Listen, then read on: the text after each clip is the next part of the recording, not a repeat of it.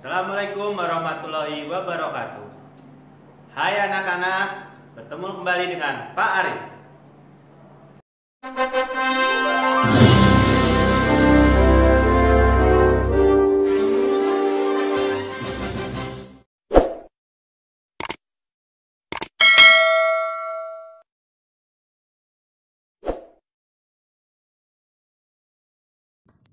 Keragaman sosial budaya di Indonesia. Muatan PPKN KD 3.3 menelaah keberagaman sosial budaya masyarakat. Tujuan pembelajaran. Dengan pembelajaran kali ini, siswa diharapkan mampu 1. Mengetahui pengertian keberagaman. 2. Menyebutkan macam-macam keberagaman di Indonesia. 3. Mengetahui dampak keanekaragaman budaya. 4. Menyebutkan cara menjaga kebersamaan dalam keberagaman. Kita mulai dengan pengertian keberagaman. Keberagaman berasal dari kata ragam yang berarti bermacam-macam. Keberagaman adalah suatu kondisi dalam masyarakat yang terdapat banyak perbedaan dalam berbagai bidang. Seperti kita ketahui bersama bahwa kondisi geografis dan wilayah Indonesia yang sangat luas tentunya menghadirkan berbagai macam keberagaman. Keberagaman itu yaitu perbedaan ras, perbedaan suku bangsa, perbedaan agama, perbedaan budaya, perbedaan bahasa, serta perbedaan adat istiadat. Nah, pada pelajaran kali ini kita akan membahasnya satu persatu. Kita mulai dengan perbedaan ras.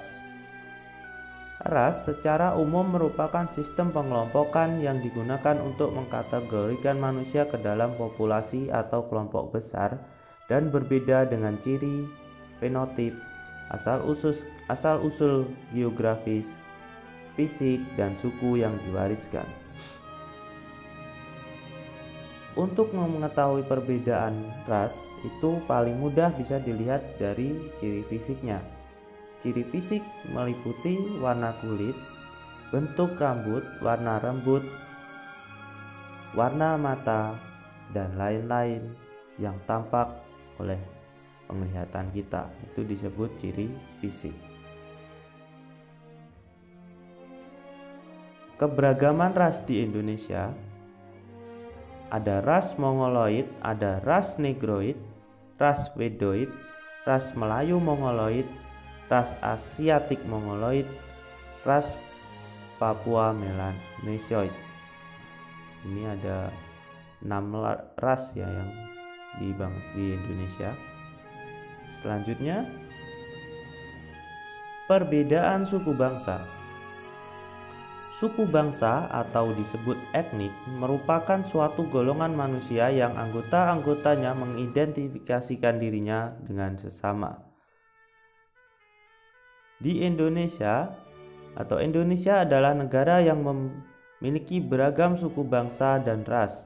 Berdasarkan situs resmi Badan Pusat Statistik atau BPS tahun 2010, Indonesia memiliki sekitar 1340 suku bangsa. Wow, banyak sekali ya. Begitu kayanya bangsa kita ini.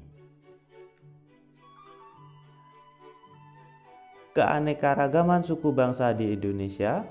Kali ini Bapak hanya menyebutkan beberapa saja. Nanti kalian cari sendiri di buku kalian atau bisa searching di Google. Suku bangsa di Indonesia itu ada, yaitu suku Jawa, ini yang paling besar atau paling banyak ya. Ini berasal dari Jawa Tengah dan Jawa Timur. 2. Suku Batak berasal dari Sumatera Utara. 3. Suku Dayak berasal dari Kalimantan dan sebagian wilayah Sumatera. Ada 4. Suku Asmat berasal dari Papua. 5. Suku Sunda berasal dari Jawa Barat dan Banten. Ada suku Bugis dari Sulawesi Selatan. 7. Suku Madura dari Pulau Madura. Dan masih banyak suku lainnya. Tentu Bapak tidak akan menyebutkan satu-satu ya, karena terlalu banyak suku di Indonesia. Berikutnya, keanekaragaman agama. Pada pembelajaran sebelumnya, tepatnya pada tema 1 dan 2, kita sudah mempelajari tentang ada 6 agama besar di Indonesia, yaitu Islam, Kristen, Katolik, Hindu, Buddha, serta Konghucu.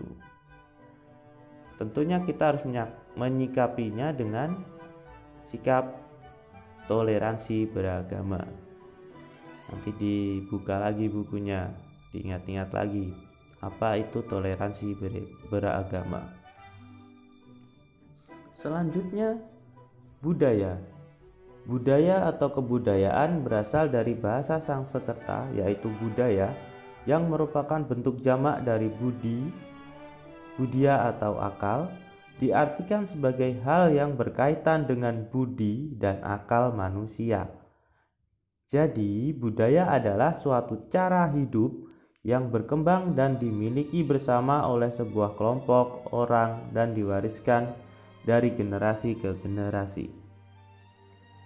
Bisa dikatakan setiap hasil ciptaan manusia itu termasuk budaya.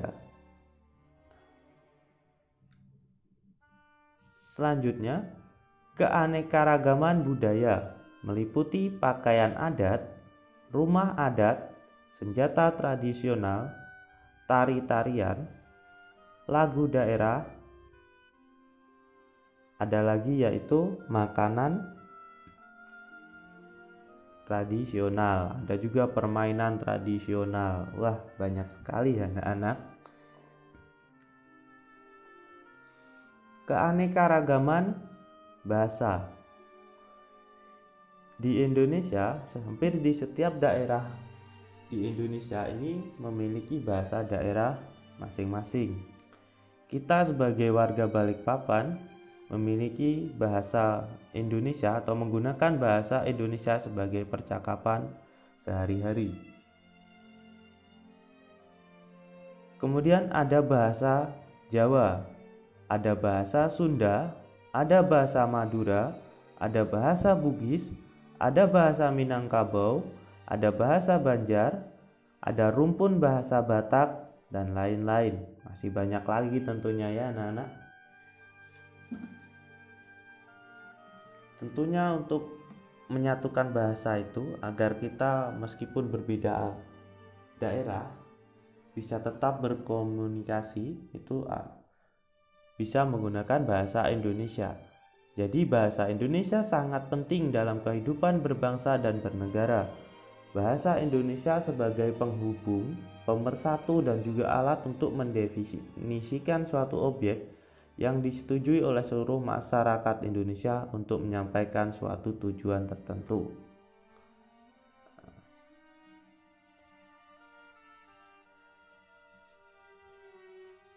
Berikutnya, keanekaragaman adat istiadat. Adat istiadat merupakan tata kelakuan yang kekal dan turun-temurun dari generasi ke generasi. Adat bisa berupa kebiasaan, bisa berupa peraturan atau hukum, maupun upacara yang sudah dilaksanakan oleh para leluhur dan menjadi kesepakatan bersama, serta menjadi ciri khas suatu daerah tersebut. Ya. Untuk adat ini biasanya hanya berlaku di daerah tertentu saja, karena menjadi kesepakatan dari masyarakat di daerah tersebut. Sehingga kalian bisa bayangkan begitu banyaknya adat istiadat di Indonesia ini, tergantung dari banyaknya daerah di Indonesia. Berikut akan Bapak sampaikan adat atau lebih cepatnya upacara adat yang ada di Indonesia, namun ini baru sebagian saja. Nanti kalian bisa mencari lagi di buku kalian. Ada satu upacara ngaben atau upacara pembakaran mayat di Bali, 2 pasola. Ini upacara suatu upacara dengan menaiki kuda ya. 3 Mapa Silaga Tedong atau bisa disebut Rambu Solo dari Sulawesi Selatan, sama dengan ngaben, ini juga upacara kematian. 4 Kebu-kebuan dari Jawa Timur, tepatnya Banyuwangi. 5 ada Tabui dari Sumatera Barat. Ada Dahau atau dari Kalimantan Timur, ini upacara adat masyarakat Dayak untuk saat memberi nama anaknya. 7 Erau dari Kalimantan Timur, tepatnya dari Tenggarong. Nanti pada setiap bulan apa kalian bisa main ke sana untuk melihat secara langsung upacara Erau. Dan masih banyak lagi upacara atau kegiatan adat istiadat di Indonesia. Nanti kalian cari sendiri ya. Sekarang banyak keanekaragaman di Indonesia ini tentunya memiliki dampak positif maupun dampak negatif.